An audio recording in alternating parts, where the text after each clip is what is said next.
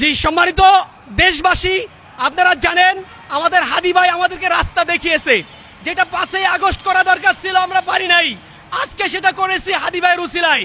আমরা সেই দিল্লির লেসপেন্সার প্রথম আলোকে ঘুরিয়ে দিয়েছি এবং ঘুরিয়ে দিয়েছি আমরা দিল্লির ডেইলি স্টার নামক সেই দিল্লি দাসের দিল্লি স্টারকে। এখন আমরা লং মার্চ করতেছি ইনশাল্লাহ 32-এর দিকে। আমরা বলতে চাই আসিফ নজরুল সাহেব এবং কি সেনা প্রধান নামক সেনা গজব ওয়াকারুজ্জামান সাহেব, শুনে রাখেন, আজকে থেকে ক্লিন বাংলাদেশ শুরু হলো। এই ক্লিন বাংলাদেশ চলবে ততদিন, আপনাদের অকাম কুকাম চলবে যতদিন।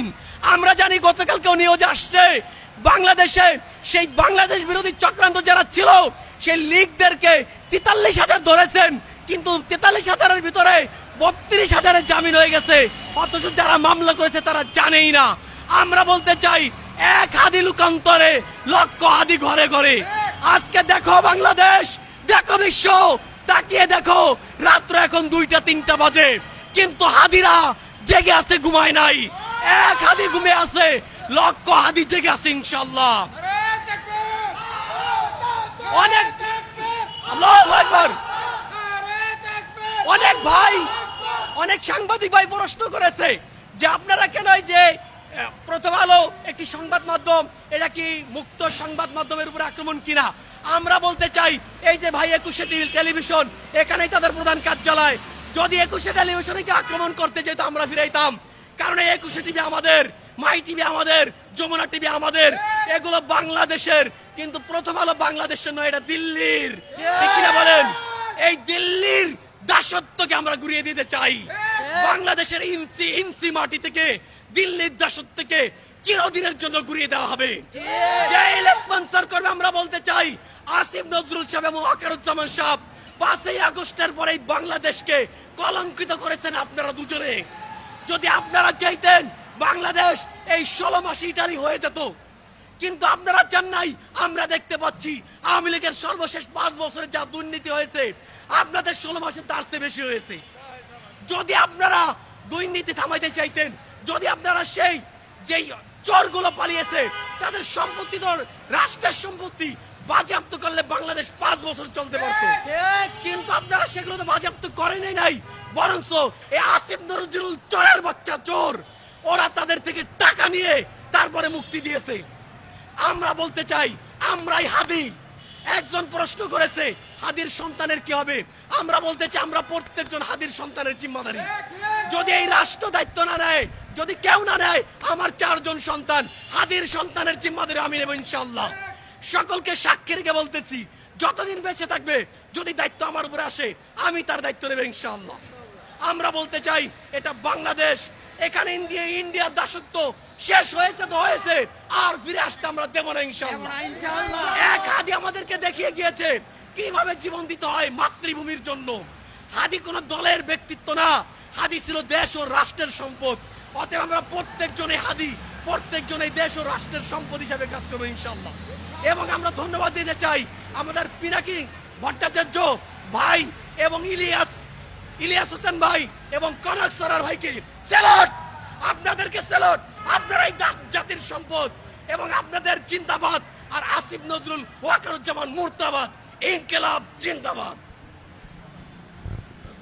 দর্শক, আপনারা দেখতেছিলেন যে এতক্ষণ আসলে এই যে ইনকিলাব মঞ্চের যে আন্দোলনের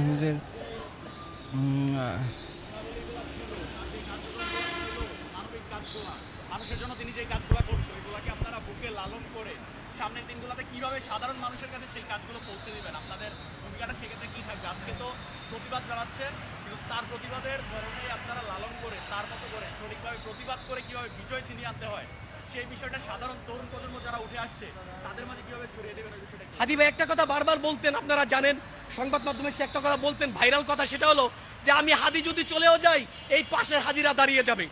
এটা হাদি ভাই বারবার বলতেন যে পাশের জন্য হাদি হবে।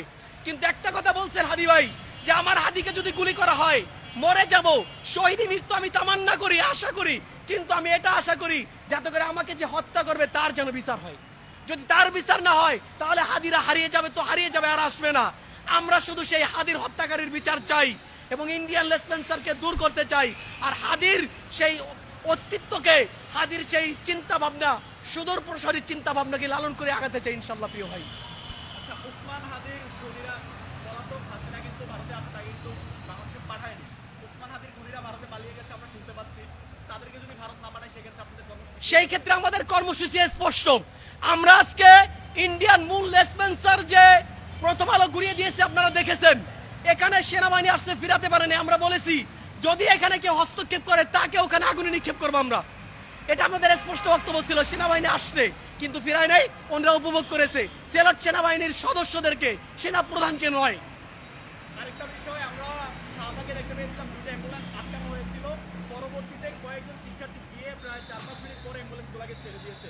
এমনটা কেন হলো? এবং আমরা ডেইলি স্টার অফিসের সামনে একটা ফায়ার সার্ভিসের রেস্কিউ গাড়িকে ফিরিয়ে দিতে দেখেছিলাম, কিন্তু ডেইলি স্টার অফিসের ভিতরে কিন্তু কয়েকজন যারা সাধারণ জনতা ছিল, যারা সাধারণ ছিল না, একটু আটকে পড়েছিল। সাধারণ কেউ ডেইলি স্টারের ভিতরে কেউ সাধারণ ছিল না, প্রথম আলোর ভিতরে কেউ সাধারণ ছিল না। এক ভাই সম্ভবত নিউজ 24 এর এক ভাই প্রশ্ন করেছেন আমাকে যে এই যে প্রথম আলোর পাশে যে গুরুত্বপূর্ণ রাষ্ট্রীয় ভবনগুলো, এগুলোর ব্যাপারে আপনাদের সিদ্ধান্ত কি? কারণ যখন এটা আগুন লেগেছে তখন এটা তাপ বা আগুন ওইটাও লাগতে পারে। যেমন আমাদের রাষ্ট্রীয় সেই অনলাইন যেখান থেকে প্রচার হয়, আপনার কি বলে এটাকে, নেট সার্ভিস কালেকশন, সেটা এটার পাশে। তো আমাদের বক্তব্য ওটা আমাদের সম্পদ। যদি এটা ক্ষতিগ্রস্ত হয় আমরা ভর্তুকি দিয়ে ওইটা নতুন করে পুনরুজ্জীবিত করব। কিন্তু আমাদের প্রশ্ন থেকে যায় যে ইন্ডিয়ান এত বড় একটা লেসপেন্সার পুরো পৃথিবী জানে এটা রয়্যাল এজেন্ট, সেই প্রথম আলোর পাশেই কেন আমাদের রাষ্ট্রীয় গুরুত্বপূর্ণ ভবনগুলো? তার মানে হলো এটাও ইন্ডিয়ার চাল। এটা করা হয়েছে এই জন্য যে এই দেশের সম্পদকে মানুষ যেন মূল্যায়ন করে, প্রথম আলোকে হেফাজত করে। আরেকটা বিষয়, হাদি ভাইয়ের রাজনীতিতে আমরা দেখেছিলাম, তার আন্দোলনগুলোতে আমরা দেখেছিলাম, যারা অপরাধী হাদি ভাই শুধু তাদের বিরুদ্ধেই কাজ করতো, তাদের বিরুদ্ধেই মাঠে থাকতো।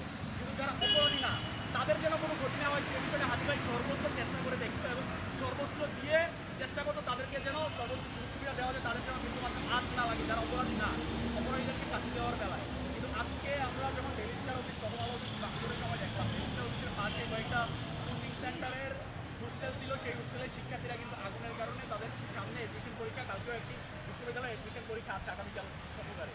তো ওই মুহূর্তে শিক্ষার্থীরা কিন্তু পড়ালেখার টেবিল থেকে দৌড়ে আগুনের লেলিয়ান শিকার কারণে নিচে নেমে আসতে বাধ্য হয়েছে। তাদের কিন্তু এখানে একটু সমস্যা হয়েছে। হাদি ভাইয়ের সেই আপনি কয়েকটা প্রশ্ন করেছেন। এক নম্বর হলো যে এই যে যেই হাদি ভাইরিয়া ছিল যে দোষীদের দোষ, নির্দোষীদের নির্দোষ মুক্ত, এটাই আপনারা প্রমাণিত। এখানে 4-5-7টা জাতীয় দৈনিক এবং কি অনলাইন পোর্টাল এখানে উপস্থিত আছেন।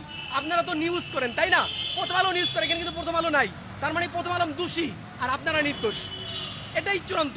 আর ওখানে যে বিষয়টা আগামীকালকে যে পরীক্ষা, এটা একটা জাতীয় ইস্যু। অতএব এই সরকার রাষ্ট্র সে চাইলে আগামীকালকে পরীক্ষা পরবর্তীতে নিয়ে যেতে পারে এবং এটাই করা উচিত আমি মনে করি। আগামীকাল রাষ্ট্রীয়ভাবে হাদির জন্য, আগামীকাল তো ছুটির দিনে, আগামীকাল তো পরীক্ষা নেই, রবিবার দিন রাষ্ট্রীয়ভাবে হাদির জন্য সারাদিন রাষ্ট্রীয় শোক ঘোষণা করা হোক, এটা আমাদের দাবি। এবং কি আরো একটা কথা বলতে চাই, আমরা এই বাংলাদেশে দিল্লি স্টার শেষ হয়েছে, প্রথম আলো শেষ হয়েছে। আপনি আরেকটা প্রশ্ন করেছিলেন, সেটা হলো যে খুনিরা তো ভারতে পালিয়ে গেছে, আপনাদের পরবর্তী সিদ্ধান্ত কি হবে? আমাদের পরবর্তী সিদ্ধান্ত স্পষ্ট। যদি হাসিনা সহ হাদি ভাইকে যারা হত্যা করেছে, এই হত্যাকারীদেরকে যদি ফেরত না পাঠায়, ভারতের সাথে সমস্ত কূটনৈতিক সম্পর্ক বিচ্ছিন্ন করতে হবে সরকারকে। যদি সরকার রাষ্ট্র চালাতে ব্যর্থ হয়, আমরা জনগণ চালাবো রাষ্ট্র ইনশাল্লাহ। আমাদের জনগণের মধ্যে অসংখ্য হাদি তৈরি আছে, কিন্তু বর্তমান সরকারের ভিতরে আমরা দেখতেছি সবাই আসিফ নজরুল। আগামীকালকের কর্মসূচি আমাদের কেন্দ্রীয়ভাবে ঘোষণা করা হবে, আপনারা ইনশাল্লাহ জানতে পারবেন, আপনাদেরকে জানিয়ে দেওয়া হবে ইনশাল্লাহ।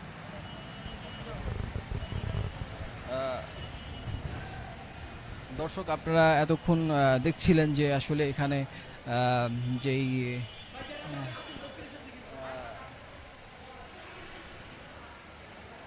একজন ইনকলাব মঞ্চের মুখপাত্র, একজন সদস্য মুয়াজ, তিনি আসলে তার ব্রিফিং করছিলেন।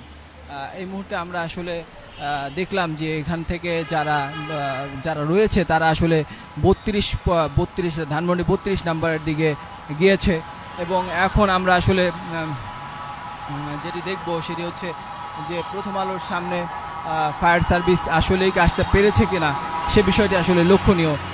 এখন পর্যন্ত ফায়ার সার্ভিসের কর্মীরা কি প্রথম আলো কি ঢুকতে পেরেছে কিনা সেটি আসলে দেখতে চাই। এখানে আসলে আর্মি রয়েছে এবং কি এখনও ফায়ার সার্ভিসের কর্মীরা প্রথম আলোর সামনে আসতে পারেনি, যার ফলে প্রথম আলোতে এখনও আগুন জ্বলছে।